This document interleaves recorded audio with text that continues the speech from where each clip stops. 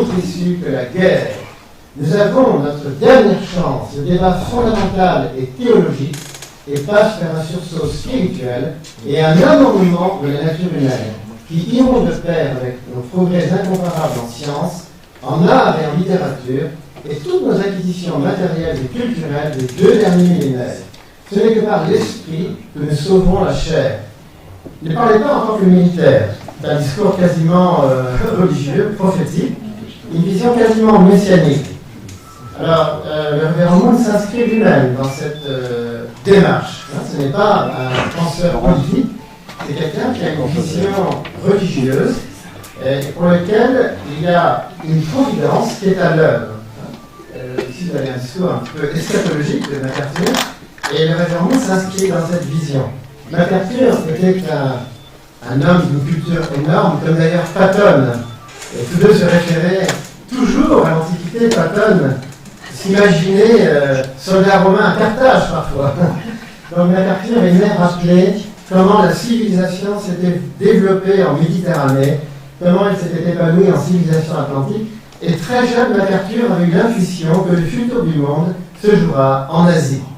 MacArthur a été le héros de 3 pays dans une période très particulière de l'histoire contemporaine, de 1945 à 1952. Il a fait trois choses énormes pour son pays, pour les États-Unis, pour le Japon et pour la Corée. C'est rare de voir un homme qui a eu un tel impact sur 3 pays, en fait.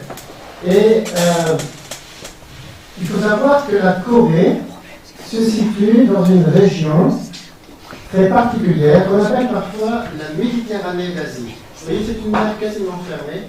Alors pour nos amis coréens qui ne sont pas là, il n'y en a pas aujourd'hui, c'est une erreur, on ne dit pas Sea of Japan pour les Coréens, mais East Sea.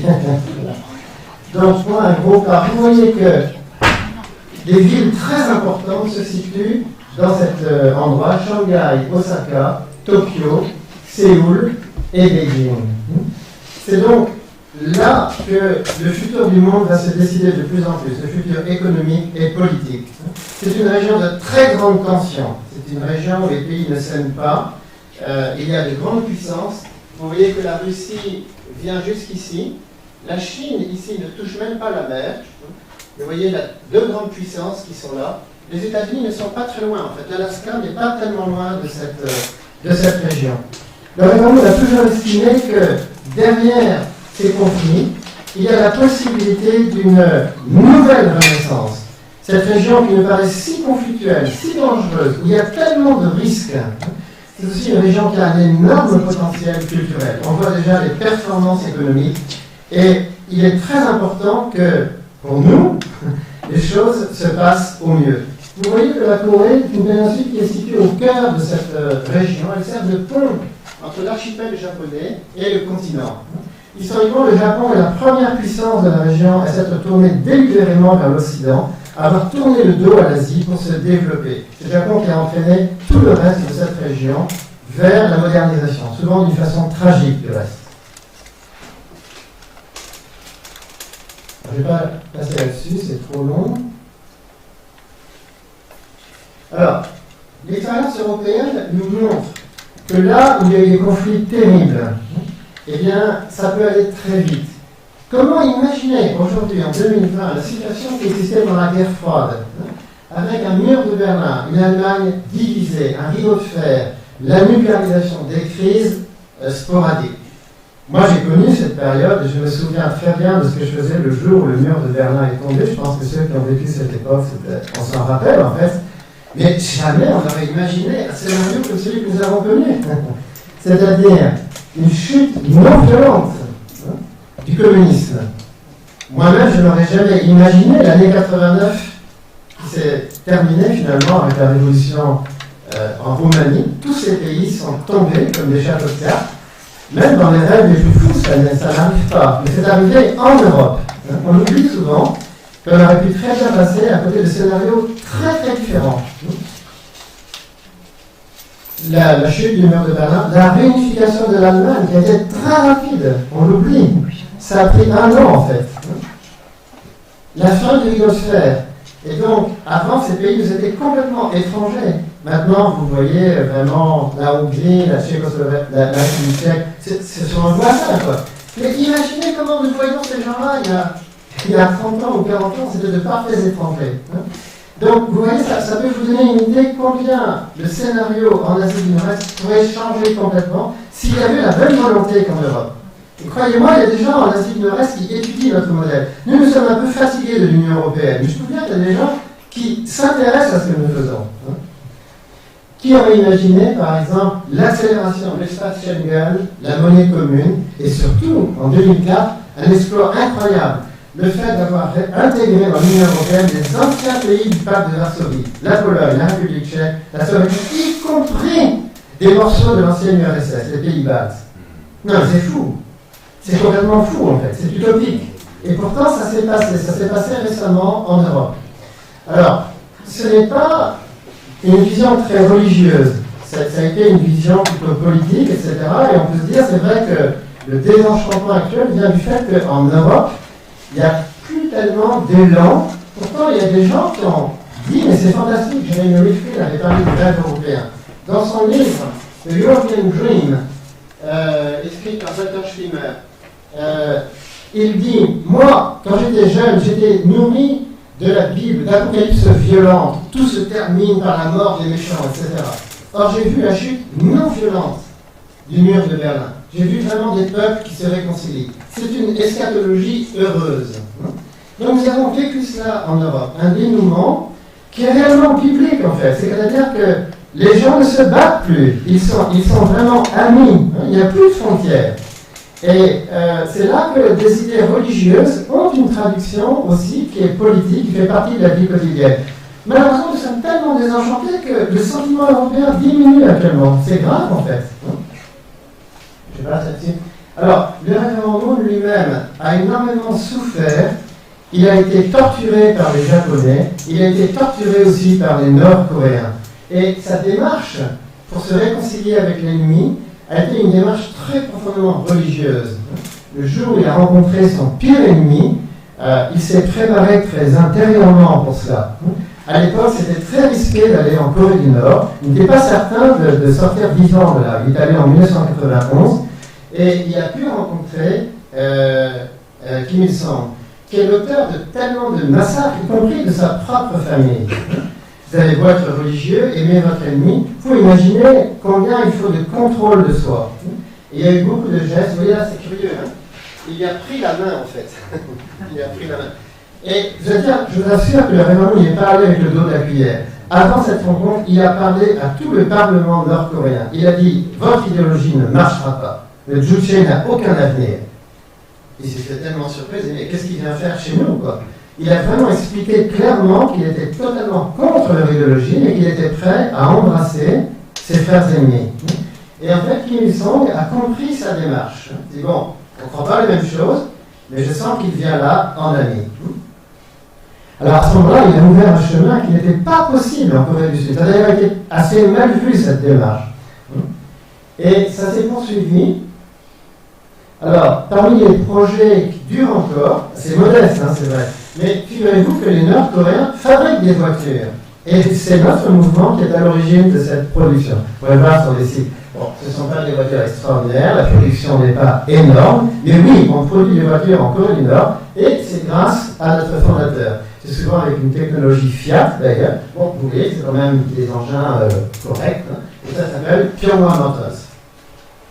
Il y a ici des projets donc dans le domaine du tourisme. J'ai parlé d'une initiative qui peut vous paraître là aussi utopique, hein, alors que nous pouvons moins défendre dans le contexte actuel parce que le président Moon Jae-in a d'autres préoccupations. Mais il y a quelques années, nous avons dit pourquoi n'y aurait-il pas un 5e bureau de l'ONU en Corée? Vous savez que l'ONU a 4 grands bureaux dans le monde, à New York, à Genève, à Vienne, c'est-à-dire 2 en Europe, et un à Nairobi en Afrique. L'idée défendue par la Moon était pourquoi n'y a-t-il pas de bureau en Asie? C'est quand même le continent le plus peuplé, quoi. Et elle a dit pourquoi ne pas le mettre en Corée? Parce que, en fait, l'ONU a été directement la naissance de la Corée du Sud en 1948, et comme l'a dit M. Barthélemy Gaumont, elle est venue en aide à la Corée du Sud lors de la guerre de Corée. Donc les relations entre la Corée et l'ONU sont très fortes. Ce serait un très fort symbole d'installer un bureau de l'ONU en Asie et en pleine péninsule coréenne, le plus près possible de la frontière. Ce serait envoyer un signal très fort à toute la région.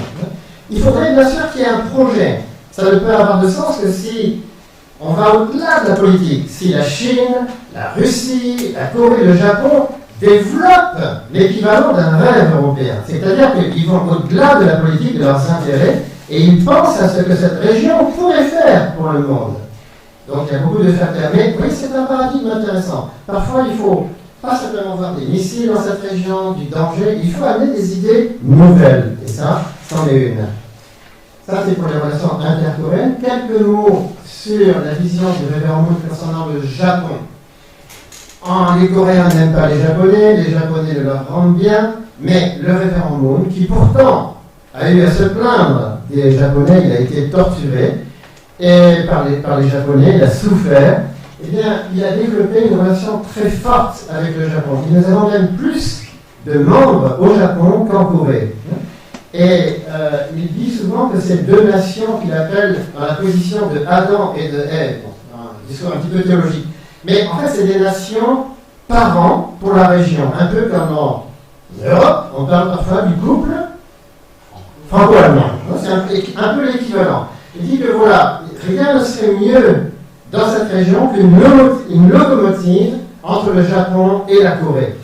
Déjà, ces pays n'ont rien à voir. Vous croyez que l'Allemagne et la France sont de bons amis? Non. C'est un mariage de raison, mais qui a fonctionné. C'est la même chose avec la Corée et le Japon.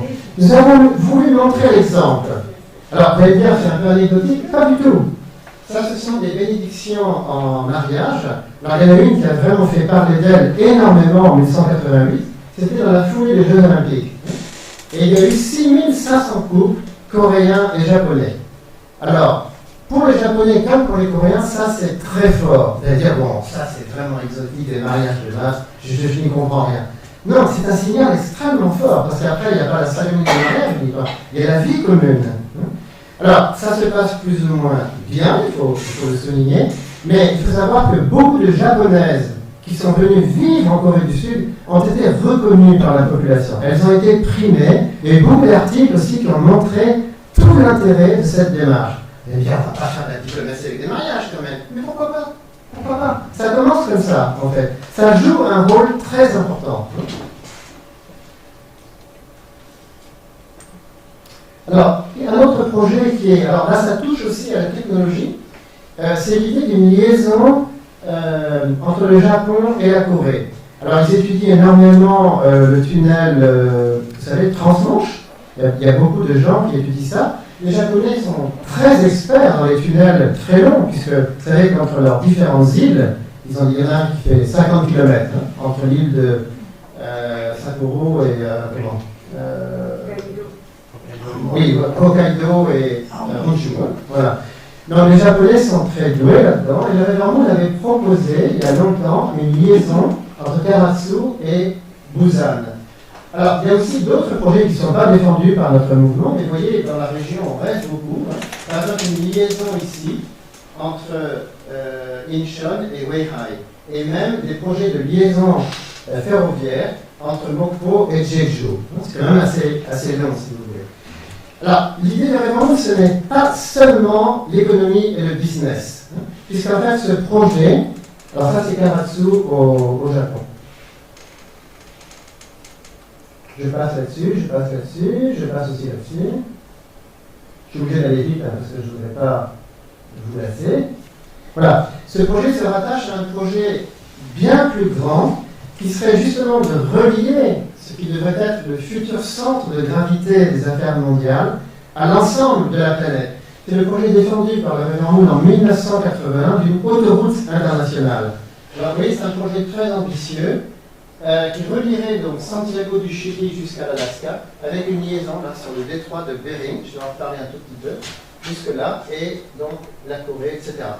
Actuellement, vous savez que la Chine est à fond dans l'idée de route de la soie. Le problème, c'est que c'est un projet qui est très centré sur la Chine, qui a un côté vraiment impérialiste. Ici, il s'agirait d'un projet qui n'est pas au service d'une nation particulière. Ce serait un projet de la bonne volonté générale et qui relierait donc cette partie qui nous intéresse au reste du monde. Vous voyez l'intérêt notamment d'une liaison sur le détroit de Bering. Ça simplifierait énormément le commerce international. Ça réduirait les coûts maritimes, etc. Et bien, est-ce que c'est possible? Oui. Et d'ailleurs, cette idée est ancienne. C'est même un ingénieur français qui, en 1905, il avait proposé à l'époque, donc aux Américains, une liaison avec la Sibérie. Ça fait longtemps qu'on parle de ce genre de projet. Pour la Réunion, il ne s'agissait pas simplement d'un projet économique. C'est une vision de réunir, comme il le disait souvent, cette famille mondiale. Et donc, la Réunion estime que non seulement l'Asie du Nord-Est est capable de surmonter ces démons, ces conflits violents entre les deux Corées, la Corée et la Chine, enfin, tous ces pays sont très méfiants les uns des autres. Il se dit que toute cette puissance négative qui est là pourrait devenir une puissance positive au service du reste du monde. Et bien, mais c'est utopique de penser ça. Oui, c'est vrai, c'est très utopique.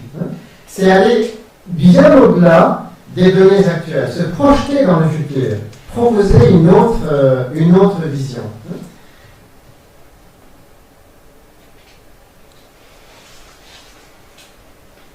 Alors, MacArthur, justement, il voyait un peu cela. Il avait dit lui-même, vous savez, toute cette énergie diabolique que les Japonais ont mis dans leur impérialisme, toute cette haine qu'ils ont déversée sur la Corée, sur la Chine, eh bien, le Japon sera capable de devenir un pays très pacifique. Aujourd'hui, le Japon est l'un des pays les plus pacifiques du monde. Qui aurait imaginé que l'Allemagne aussi y reste.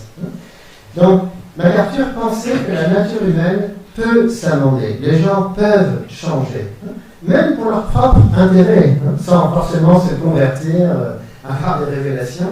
Ils peuvent changer. Mais vraiment, on a toujours estimé que les mêmes acteurs qui actuellement sont en train de se disputer, si on leur donne un bon scénario, les choses peuvent changer. Voilà, je ne vais pas être plus long, je vous remercie pour votre attention.